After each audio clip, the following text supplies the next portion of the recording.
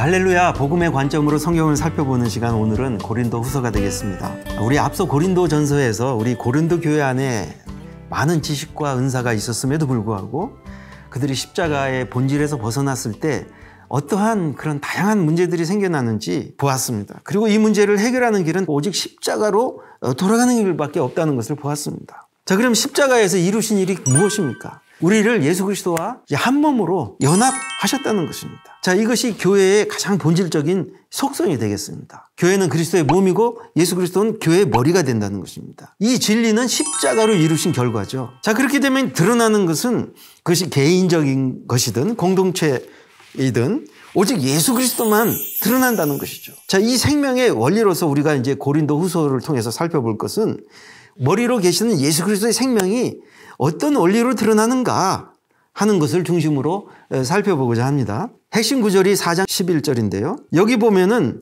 예수 생명이 드러나는 원리가 확실히 드러나 있습니다. 우리가 항상 예수 그리스도의 죽음을 몸에 짊어지면 예수 그리스도의 생명이 또한 우리 몸에서 나타나게 하려 합니다. 우리 살아있는 자가 항상 예수를 위하여 죽음에 넘겨지면 예수의 생명이 또한 우리 죽을 육체에 나타나게 하려 합니다. 항상 내가 예수 그리스도의 죽음을 몸에 짊어지는 것입니다. 항상 넘겨짐으로써 예수 생명이 드러나는 그 원리인데요. 다시 말해서 날마다 자기를 부인하고 자기 십자가를 지는 그 믿음의 싸움 속에서 예수 생명이 제한 없이 드러난다는 것이죠. 항상이라는 말씀에 여러분 주목해 보세요. 예수님과 함께 십자가에 죽고 내 안에 사시는 이 연합은요, 단번에 영원히 일어난 사실이기도 하지만은 이것이 내 안에서 매일 구체적으로 경험되어지기 위해서는 그 믿음의 선상에 우리가 항상 머물러 있어야 된다는 것입니다. 그러기 위해서는 날마다 내가 십자가의 죽음에 넘겨져야 된다는 것이겠죠. 자, 그래서 이 예수 생명이 드러내기 위해서 주님이 우리 안에 행하시는 일들이 있습니다. 먼저 1장 8, 9절에 보면요, 사도 바울이 이렇게 고백합니다. 형제들아, 우리가 아시아에서 당한 환난을 너희가 모르기를 원치 아니하는데 내가 힘이 겹도록 심한 고난을 당했다. 심지어 살 소망까지 끊어졌다고 고백합니다. 그래서 사형 선고를 받았대요. 그렇게 하신 이유는 우리로 자기를 의지하지 않고요, 오직 죽은 자를 다시 살리시는 하나님만 의지하게 합니다.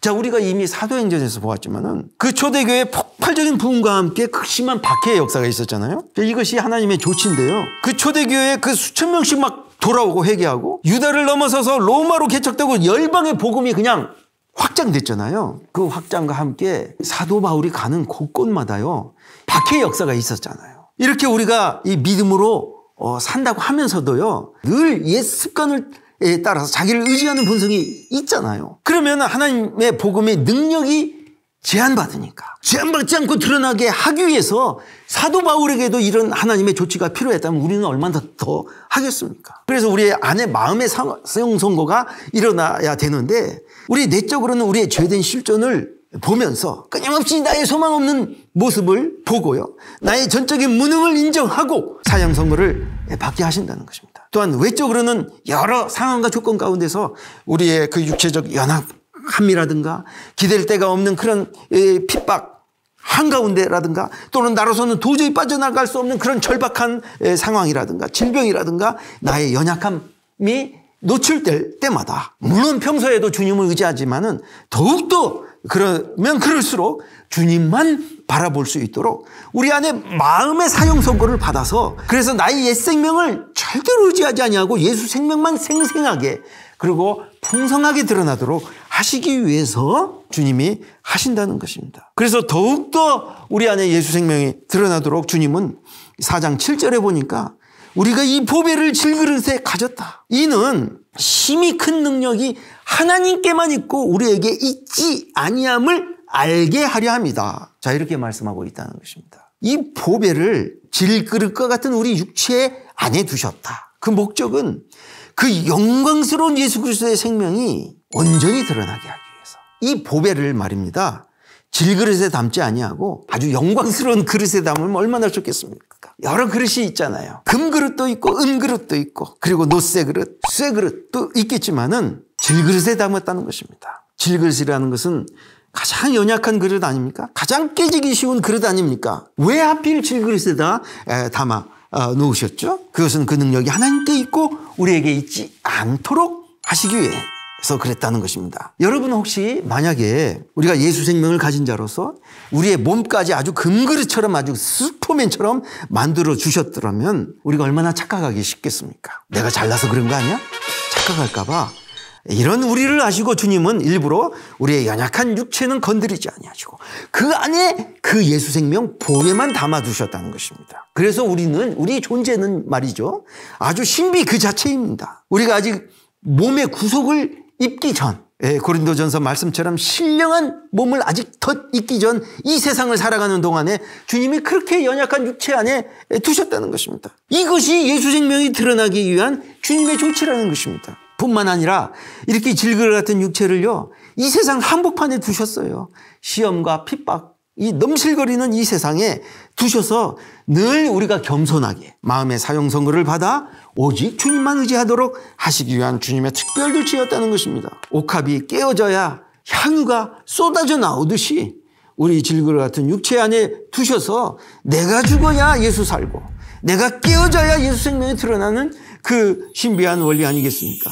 자, 그러면은 이 고린도 후서에서 이렇게 질그릇 같은 육체 안에서 이 담긴 이 보배 그 예수 생명이 어떤 모습으로 드러나는지 한번 보겠습니다. 자, 2장 14절에 보니까 항상 우리를 그리스도 안에서 이기게 하시고 우리로 말미암아 각처에서 그리스도를 아는 냄새를 나타내시는 하나님께 감사하노라. 우리는 구원받는 자들에게나 망하는 자들에게나 하나님 앞에서 그리스도의 향기다. 이 사람에게는 사망으로부터 나는 사망의 열매요, 저 사람에게는 생명으로부터 생명에 이르는 냄새라. 누가 이 일을 감당하리요? 이렇게 선포합니다. 자, 예수 생명이 드러난다는 것은요, 예수의 그 향기가 드러나는 것이죠. 여러분, 향기는 막을 수 없습니다. 향기는 감출 수 없습니다. 아무리 커튼을 치고 어떻게 해도요, 사방으로 이렇게 보이지 않게 퍼진다는 것입니다. 그렇게 그리스도의 향기라는 것은 예수 그리스도의 그 성품, 속성, 인격을 말하는 것이잖아요. 인격은 이렇게 보이지는 않지만은 그 사람의 삶을 통해서 이렇게 향기로 드러날 수밖에 없다는 것입니다. 그리고 또 이런 표현도 있어요. 예수 생명이 어떻게 드러나는가 하면은 그리스도의 편지로 또 드러난다고 합니다. 3장 3절에 보니까 너희는 우리로 말미암아 나타난 그리스도의 편지다. 이는 목으로 쓴 것이 아니요 오직 살아계신 하나님의 영으로 쓴 것이며 돌판에 쓴 것이 아니라 우리 육의 마음판에 새겨진 것이다. 자, 여러분, 편지라는 것은요, 마음이 전달되는 도구 아닙니까? 그리스도의 그 가장 깊은 곳에 있는 그 마음이 전달되는 통로가 바로 저와 여러분이라는 것입니다. 그렇게 예수 생명으로 살아간다는 것은 그리스도의 마음을 가진 자, 인간은 내면적인 존재이기 때문에 우리가 그리스도의 마음을 공유하지 않으면 아무것도 공유한 것이 아닌 것이죠. 비록 질그릇 같은 우리 육체에 이 보배를 담고 있지만 여러분, 우리는 낙심하지 말아야 되는 것입니다. 왜냐하면 질그릇 같은 육체에 담겼기 때문에 예수 생명이 더욱 드러나기 때문인 것입니다. 그리고 더욱 날로 새로워집니다. 4장 16절에 보니까 이런 말씀이 있습니다. 그러므로 우리가 낙심하지 않는다.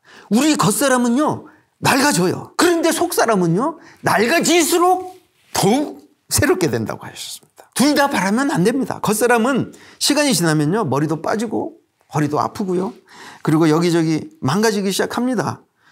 기억도 점점 사라집니다. 중고차처럼 이거 고치면 저기 망가지고 수리비가 아주 많이 들어가야 되는 것입니다. 그러면 그럴수록, 그러나 우리 안에 있는 속사람은요, 점점 낡아지는 것이 아니라 골동품이 돼가는 것이 아니라 점점 새 피조물로 새로워진다는 것입니다. 이게 그리스도의 생명을 가진 질그릇 안에 담긴 그 신비라는 것입니다. 그래서 5장에 보면요, 우리의 이 장막집이 무너지기 직전까지 가면요, 그쪽 나이를 먹어서 점점 낡아져서 그렇게 되면 될수록 우리는 하나님으로부터 오는 그 초소, 8절에 보니까 차라리 몸을 떠나 주와 함께 있었으면 좋겠다. 하늘에 있는 처소를 사모한다는 것입니다. 그래서 우리의 속사람이 더욱 새로워지고 하나님 나라를 더욱 사모하게 되는 우리의 산소망이 되어서 살아가게 하신다는 것입니다.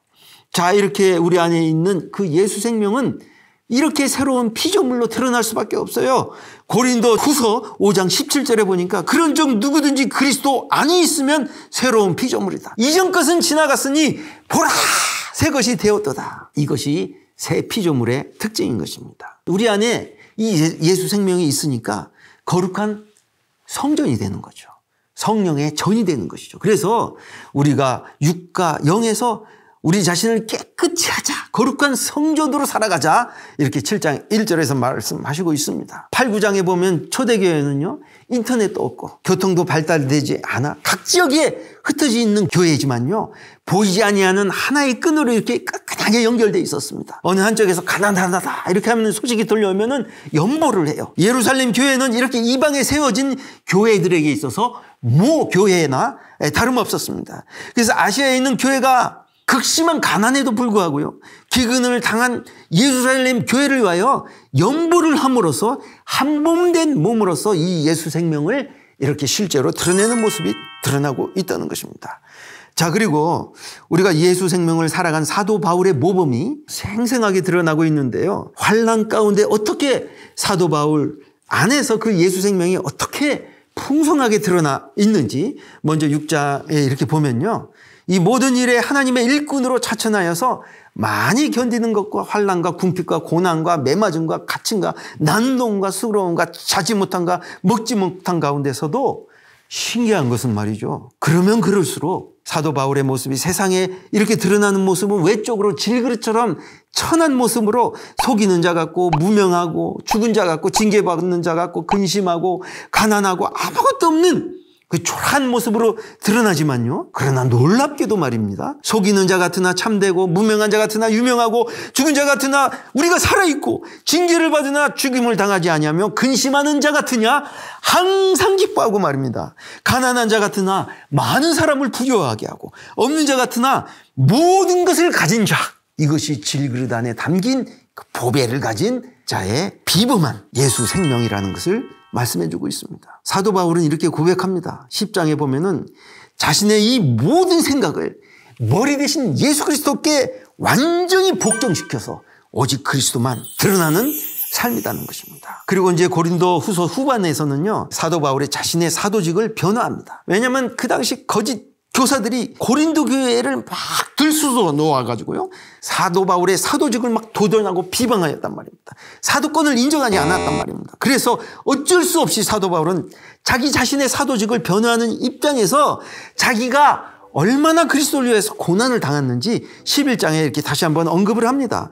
나는 그리스도를 위해서 수고도 하고 옥에 갇히기도 하고 매도 여러 번 맞고 죽을 뻔하여고 40에서 하남 감한 매를 5번 맞고 3번 태정 1번 돌로 맞고 3번 파손하고 1주야를 깊은 바다에서 보내고 여러 번 여행하면서 강의 위험, 강도의 위험, 동족의 위험, 이방인의 위험, 신의 위험, 광야의 위험, 바다의 위험, 거짓 청제 중의 위험 등 말할 수 없는 고난 가운데 수고하고 애쓰고 여러 번 자지 못하고 줄이고 목마르고 여러 번 굶고 춥고 헐벗고 이런 육체의 고난 한복판에 있었다는 것입니다. 그러나 그러면 그럴수록 그 안에 예수 생명이 제한 없이 드러나는 자신의 경험을 고백하고 있다는 것입니다.